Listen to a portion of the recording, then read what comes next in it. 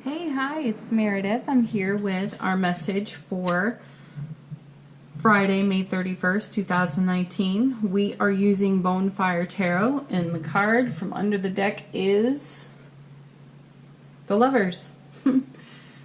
Again, we had the Lovers yesterday. We've had a lot of repeat cards this week, but we've had quite a tale to tell this week in the cards as well, so go figure. Lovers, though, choice, decision, opportunity before us, and also the harmonizing energies of divine masculine, divine feminine within the self. I feel stability in this card. We do feel harmonized, or more harmonized than we normally do. I also feel strong foundation with this card. And the guides are showing me the emphatic exclamation point yes from the Angel Answers deck as I look at the Lovers. So this is a yes. This is loving the self and going confidently into the world, shining the love that we are. I feel a project here. I feel something coming to life here. Okay, when we see the Lovers, typically we pull a couple extra cards because we take a look at how we are habituated to choose based on our subconscious programming, what's comfortable, what's familiar, what is of popular opinion. And we get, oops, that's too many cards, just a moment. The Emperor. Experience. He's all about experience. Wisdom.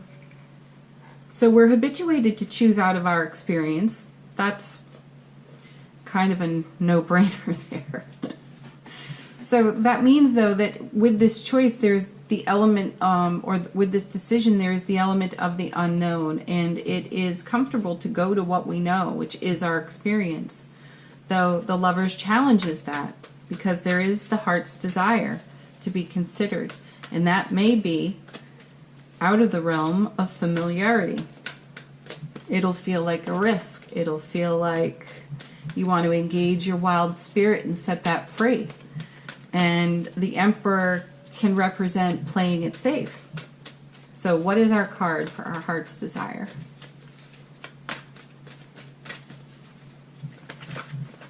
Here it is.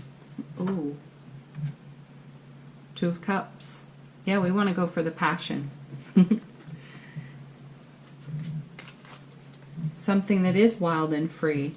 So we want to really bring all of our collective experience into this, into the unknown.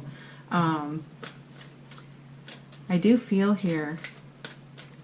Two of Cups, when we turn it over, it's a card that everybody is excited to see because it speaks to offering love to a person, love being offered in return, the acceptance from both parties. So yes, if you are focused on these cards in terms of relationship, the cards say lean into the Lovers and the Two. Bring your experience, but don't allow the experience of your past to create your future. In other words, overcome the fear of pain, loss, and sorrow from prior relationship and consider a whole new adventure, a whole new way of being. Bring your experience to it, but as a blessing, not out of fear. The Lovers card and the Two of Cups are also about what you are in love with. So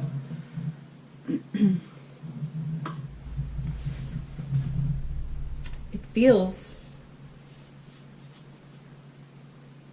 like there are other people connected to. So if you have a project, something you are pursuing that you are in love with, an idea, an inspiration, a business idea, some entrepreneurial launch of something here, there are other people that have valuable information and something to offer what you're doing.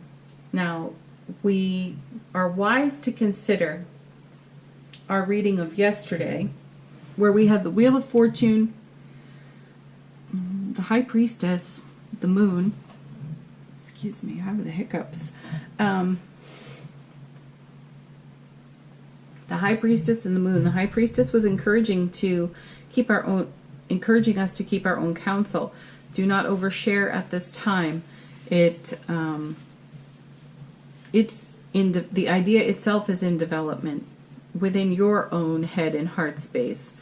And the Wheel of Fortune was letting us know that there was more information in the oncoming, so it would be premature to talk about this. I do feel that that energy is still there, but I feel that we are leaning more into whatever it is we are considering as a project, as a launch. And when it comes to relationships, so take this across the board for whatever the scenario is for you. Even though the cups have been offered and accepted, there's still research and development going on there. And the message I hear is don't rush. Don't push. Don't force. Allow. The Wheel of Fortune in yesterday's reading was allow. So that goes for your project too. Allow the project to become more broad and developed within your own head and heart space as you go forward. Let's see what goes with it. Yeah, Wheel of Fortune. Perfect. Excuse me. So this is confirming just what was being said over here. There's more information to come. It is a divine gift. There's a bit of destiny in it. It's us coming into alignment with all the pieces and parts that are necessary for whatever the next step is. We've also gotten the perfect timing out of Angel Answers cards, and the perfect timing means we will know exactly when to make the next move. It'll be intuitive for us. It will be compelling and magnetic, so we won't miss it. So for those of you that get concerned about missing an opportunity, you cannot miss what you're destined for. And the Wheel of Fortune reminds you of that.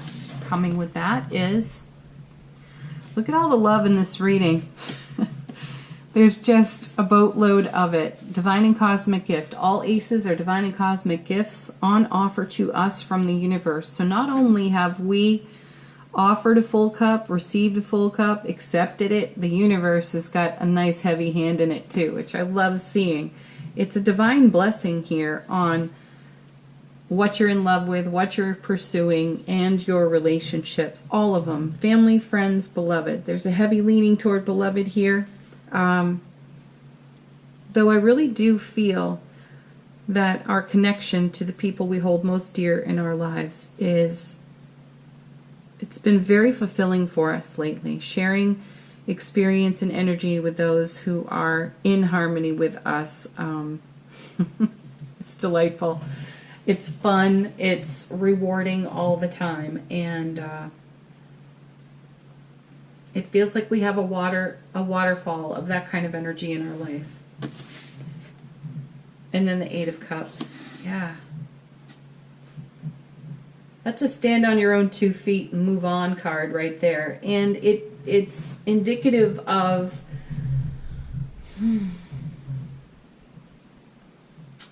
moving from favorable circumstances to even more favorable circumstances. And that's what's on the wheel here. This is what's turning for us.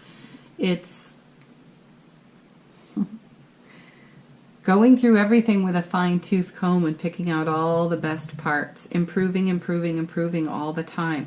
There is a connection to eclipse energy on the Eight of Cups. And there's most often an eclipse shown on this card. So this is a point of reflection for us. Let's go back to January. We had some intense eclipse there. We had some really intense eclipses in 2018, especially in July, early August. So this is a journey from then to now, and this is the reward of that journey. I feel the energy of the Ten of Pentacles in this reading because it's a legacy card, it's an inheritance card. And what I sense here is that we are inheriting from this part of the journey. We're inheriting in the now. Our cup of love is running over into our own heart space because we did this. We worked through this. Eclipses show us, kind of like retrogrades, they show us beautifully what has to go. And you know, it's fun to say, hey, oh yeah, I'm working on letting it go, or I'm doing this, I'm doing that, I'm just going to go with the flow, I'm going to allow. And it sounds so simple until you run into the brick wall of your own emotional despair that's trying to process out of your life or is in process out of your life. It's not comfortable, but we did that work. We've taken a look at it. We've felt the fear. We've witnessed it. We've allowed it, and then we've loved it into wholeness. And this is the journey that it's creating. It's inspired us to launch things that we are in love with, that we're holding in our head and heart. It's inspiring us to launch that into the world, to give birth to it. We're leaning into our experience with it, and we're taking the leap of faith and allowing the passion we have for it to be motivation to move it all forward. Continue to keep your own counsel. I hear that loud and clear off the Wheel of Fortune. The High Priestess message is still flowing into today's reading. There's a lot of enthusiasm for what's unfolding for us right now and what we are creating. And the desire to share that, of course, with people that we know and love. You know, that's like that cup running over, but it's not quite the moment for it. Let's move on to fortune reading cards. Oh, that's funny. There's an angel answer card in there. I wonder how that happened. Oh, look. Yeah, this is what we're in love with. The project, the people in our lives, our own self. Romance yourself, which is be the love that you are. Shine that into the world. Ace of Cups, Two of Cups, the lovers. Bring your love out. All right. Let's see, Wheel of Fortune, Destiny. It just aligns these little messages for us. Next. First. Dragonfly. Have confidence during this time of great joy, renewal, and connection to spirit. We could probably just do that one card because it confirms the whole reading. All right, then we have the Fool. Have the courage to embrace change, take risks, heart's desire. Be adventurous. Yeah.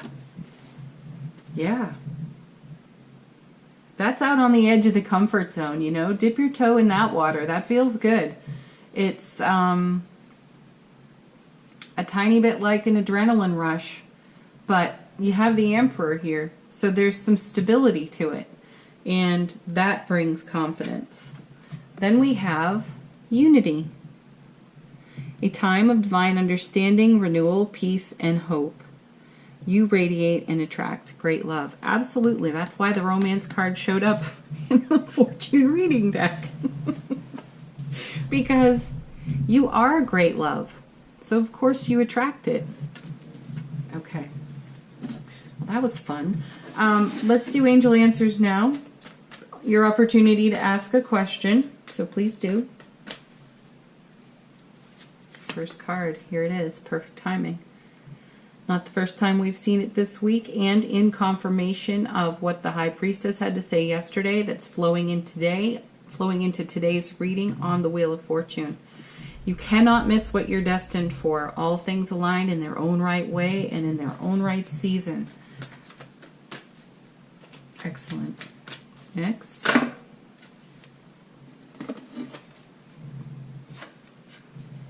It's up to you. Well, it has been all along, hasn't it?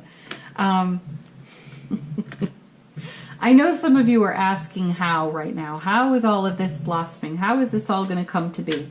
And it is up to you. It's the, let's travel back in time just a little bit again and consider the affirmation that we were using a few weeks ago. And I'm sensing that many of you continued to work with it, but it's the I love and appreciate how it feels too. You finish that sentence the way that's right for you, in harmony with what you're doing in your world. That's this card. It's up to you. Being a creator, being a co-creator with all that is, being in love with what you are creating and bringing to life. That's the how. It's going to the universe, to the source of pure raw love, because that's what everything is made of. And then we get a bit of a timing card within the next few months. And I don't feel like it's a delivery within the next few months. I feel that we could change within to over the next few months. This is in motion. This is going to continue to deliver day after day, week after week. So this is a phase I feel that we're entering into. So we'll be here for a while. And if you look at the caliber and energy of these cards, that's something to be really joyful and excited about. There is adventure afoot. Okay, one more. Don't stop. Emphatically, don't stop, don't quit, don't give up, keep going, because it's worth it. Okay, one more card. We're going to do The Universe Has Your Back for an affirmation.